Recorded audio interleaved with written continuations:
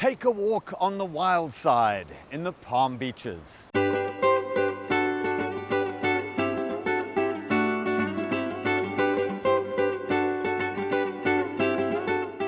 Ecotourism is big business in Palm Beach County. From lions to loggerheads, our resident wildlife population is one of the things that makes the Palm Beaches a special place to visit. Aquatic adventures let you see our majestic sea turtles and tropical fish in living color, while our zoos, wildlife parks and natural areas give you an up-close look at everything from rhinos to alligators. It is here that nature is on full display. It's like nowhere else in the world.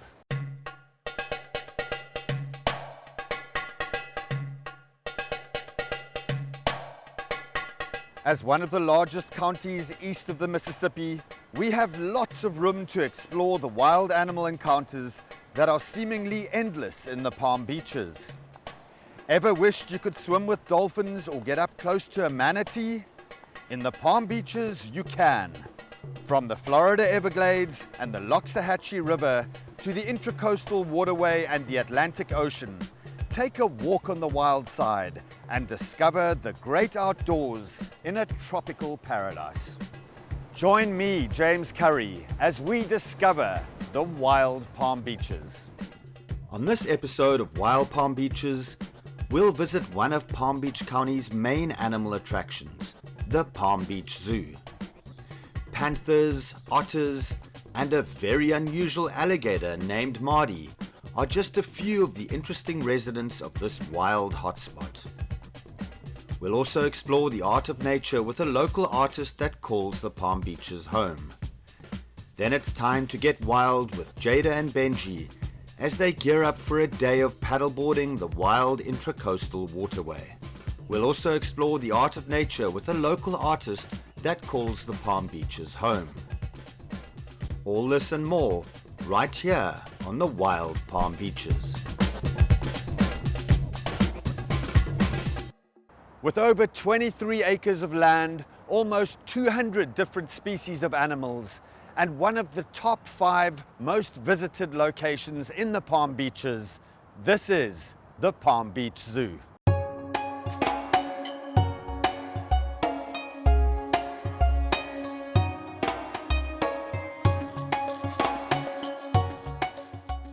I'm here with Kelly McCory, who is the carnivore zoologist here at the Palm Beach Zoo. And we're here to meet a very special inhabitant of the zoo. But before we do that, we're going to put on our COVID-19 masks. A lot of people don't realize that big cats are actually very susceptible to COVID. And so we want to exercise as much caution as possible. Let's go meet Sassy, the Florida panther. So Kelly, what are we doing here? So this is just some basic positive reinforcement training. It's all operant conditioning. It's all stuff that we use to kind of help take better care of them. Since I don't go into this enclosure with her, it's important that she comes over nice and close to me. I can look all over her body, make sure everything's okay. So actually right now the position that she's in is a really great positioning there. So how she's close to the mesh like that. That's a great way for our vet staff to come down and we can do voluntary injections on her. We can actually draw blood from her tail right there. Wow. So right how her hip is just along the mesh there. So that's something she learned voluntarily to kind of help with our vet staff. And what are you feeding her? Is that filet steak? Yeah, basically yes. So they are carnivores, so she is eating a beef chunk, but they do get a variety of different things to eat, so different prey items. So chicken, fish, rabbits, all kinds of prey items, and meat. They get bones as well. So we try to give them a variety of things to mimic what they would have in the wild. Right. Target? She looks in great condition, Good. doesn't she? Yeah, she is. She's about 6 years old now. Okay. Yeah. Good girl. That's me. Up. Good. So having her move into different body positions is also a really great way to get a good look all over her. Down. Good. Now, Kelly, is she just a regular panther, or is she a Florida subspecies This of panther? is a Florida panther. So Sassy was originally born in the wild. Unfortunately, her mom was hit by a car when she was about 4 months old. So she was left orphaned very young and taken in by Fish and Wildlife. So they were able to take her over to the Naples Zoo, and they did some rehab with her there. And then that's when she was deemed non-releasable. So we were able to bring her here once we had our new panther enclosure set up. So she's been here ever since she was about 6 months old. Florida panthers right now are very critically endangered in the wild. There's only about 200 of them that exist left here in Florida. So it's really important to have Florida panthers still here because they are such a huge predator species that help to control a lot of the lower prey species in Florida. Because there's so few of them, and unfortunately they get hit by cars and habitat loss and things like that, animals like Sassy wouldn't have had a home and she wouldn't have survived. So being able to have her here is a great way for people to be able to see a Florida panther because they most likely would never see one in the wild. So it's a great way to have that connection with her and for people to be able to see that and hopefully be inspired to want to save them too. Kelly, thank you so much for telling us a little bit more about the Florida panther. Of course, you're welcome. And the plight that it faces in Florida. Often we are here living in Florida. Very few people actually realize that we've got such a special species right here in South Florida. So thank you so much for telling us. You're a bit more welcome. about Thank you that. for coming out to meet Sassy and hear her story. Welcome to the jungle, welcome to the welcome to the jungle, welcome to welcome to the jungle, welcome to the welcome to the jungle, welcome to. Well, moving on from fur to scales, I'm here with Mike, the general curator of the Palm Beach Zoo, and we're here to meet Marty, the leucistic alligator. Can you tell us a little bit more about Marty? Yeah, so Marty came to us from the bayous of Louisiana. Him and all of his brothers were originally found by a fisherman who saw all these white alligators coming out of a nest. And a white alligator in the wild isn't going to last too long. So he was able to rescue them and take them to the Audubon Zoo, who then grew them up and then was able to loan them out to a number of institutions. So Marty came to us back in 2005 after Hurricane Katrina, and he's been with us ever since. Oh, that's amazing. And tell us a little bit about the difference between leucistic and albino. Yeah, so albino means that they don't have any pigmentation whatsoever in their body. So an albino animal will be white, maybe some pink, and have pink eyes. A leucistic animal, the easiest way to think of it is that they have spots, but they've just got one great big white spot. And so on Marty, you'll notice he's got freckles on his nose, so he's got dark spots on his nose, and then he has beautiful blue eyes. And we're about to meet somebody right now who is going to take us up close and personal with Marty. Meet Emily, who takes care of Marty and the other reptilians here at the Palm Beach Zoo.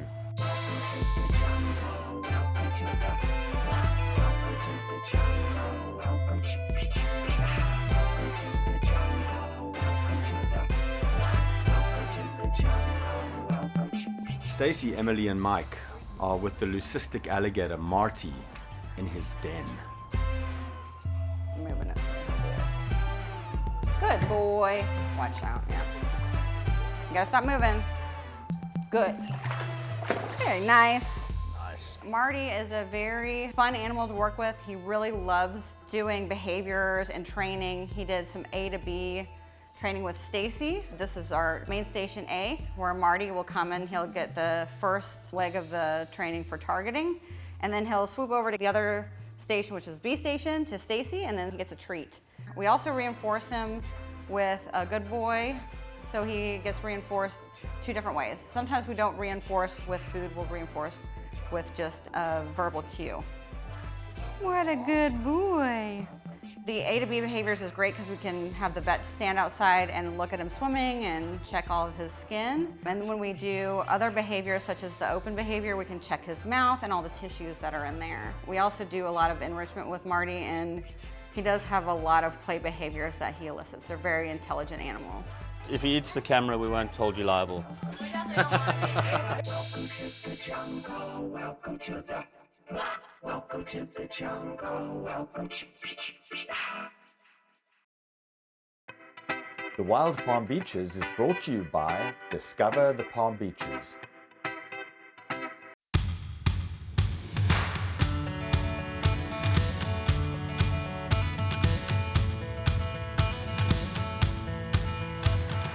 And now we're about to meet another resident of Florida, the North American river otter, and we're here with Grayson, who's the carnivore zoologist here at the Palm Beach Zoo. Tell us a little bit about these river otters.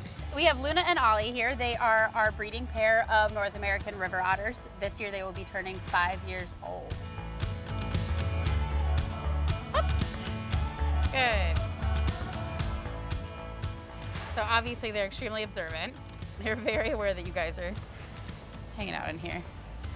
Their feet are webbed, but they are also impressive diggers. See those claws? North American river otters are one of the most versatile species of otter.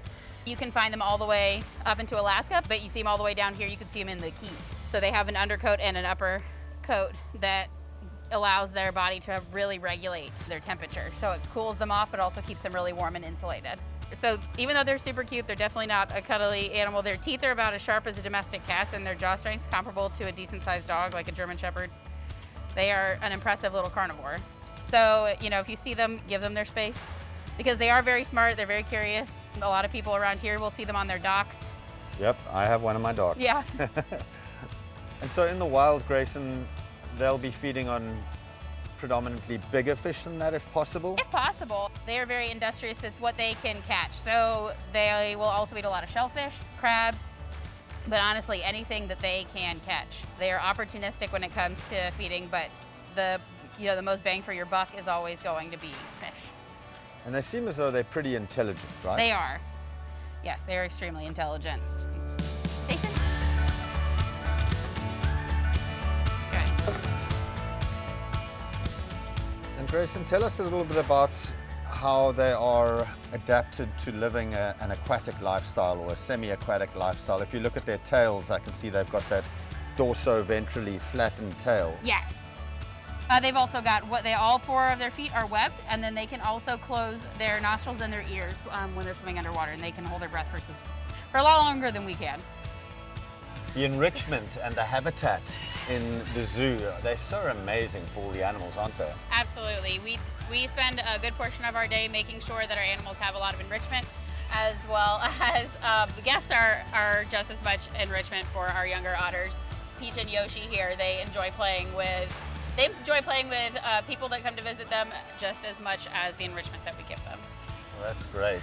Look at them, they're so cute. So these are a brother and a sister? A brother and a sister pair, so they are a companion pair.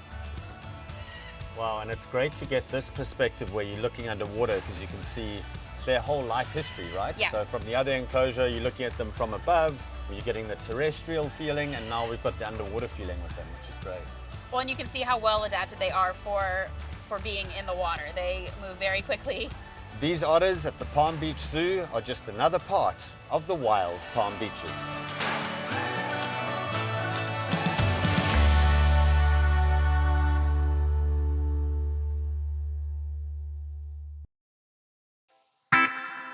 The Wild Palm Beaches is brought to you by Discover the Palm Beaches.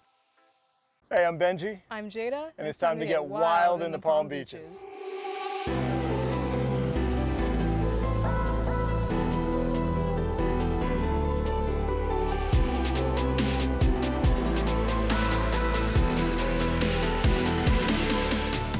Hey everybody, I'm Benji Studt with Palm Beach County's Environmental Resources Management. Today we're here with Jada. Hello. And we've got Lexi here from High Point Paddle, and we're at MacArthur Beach State Park. This is the only state park here in the Palm Beaches, and it's such an amazing place to come explore what is wild about the Palm Beaches, because the park preserves everything from nearshore reef habitat where you can snorkel on the beach, maritime hammock, and then the beautiful estuary, mangroves, and everything here. Clear water, a lot of wildlife. You guys ready to check it out? Yeah. Do it. All right, let's start paddling. Yeah.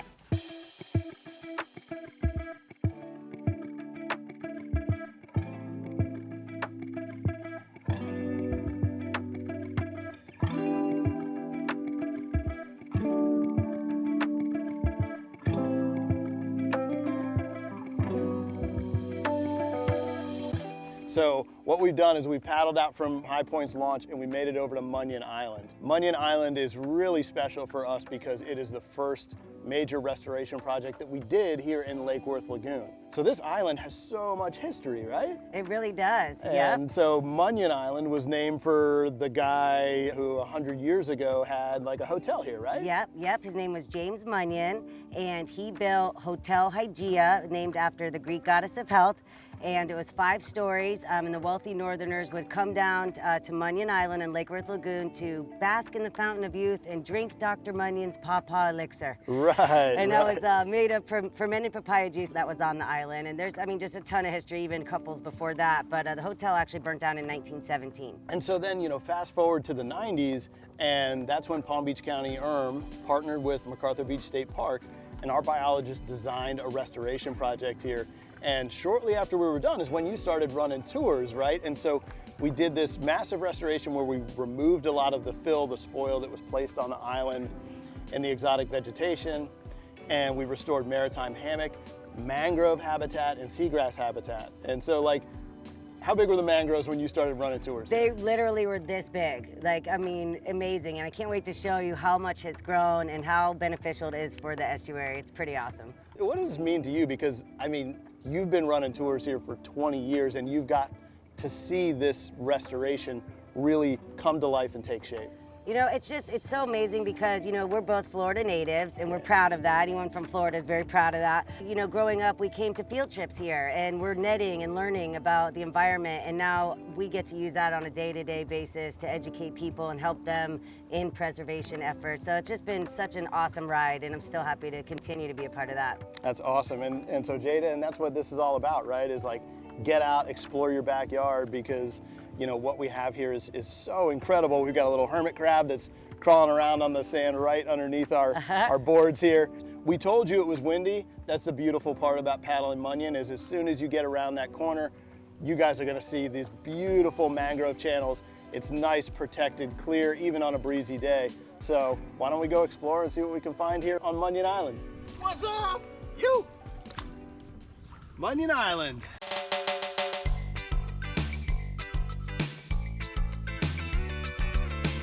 Not only is it good for exercise, it's great for a nap.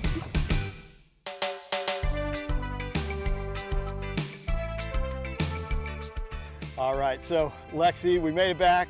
What an awesome adventure. Thank you so much for taking us. A trip that was just packed full of life, guys, right? So let's see, we've got horseshoe crabs in abundance out on the sandbars that were even mating, which is awesome to see. Hermit crabs crawling all over the place. So much life here in the estuary, not to mention the stuff above the water, the ospreys, the great blue herons, the pelicans. Until the next time, get out, explore your backyard, and get wild in the Palm Beaches. Yeah, you did awesome out there. It was great.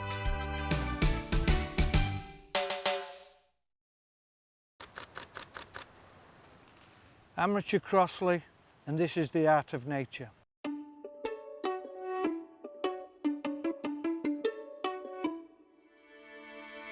You're watching The Wild Palm Beaches, and this is The Art of Nature, where we feature local photographers and artists who are inspired by the beautiful scenery and wildlife surrounding us in the Palm Beaches. I'm here with my good friend Richard Crossley, who's a very famous birding author and photographer. Richard, tell me, how did you get into birding and then also photography? Well, I was a little naughty, James. I got into collecting birds' eggs, but from that, my love of the outdoors really started. My school teacher was a birder when I was 10, and after that it was all downhill, or uphill if you like. I got into photography 15 years ago because of all the books that I do. So it was through necessity, and then digital photography came along, and as we know, that changed everything, right? I want to help people understand what they're looking at, to teach them. But photographs taken with big lenses up close are out of focus, in focus, out of focus. That's not telling a story. It's not like what we see. So what I wanted to do, James, was try and make something that replicates real life. So I do a mosaic of images. Everything is in focus from near to far, so it's a lifelike scene. So you can show the whole life story of the bird, where it lives, how everything is connected. People talk about colour, but for me, I'm a voyeur of birds. I love their personalities, how they're connected. I love to just watch their lifestyles, what they do and why they do it, and like connect all the dots. Nothing in nature is by accident. Everything is for a reason. So working that out is really the real fun for me.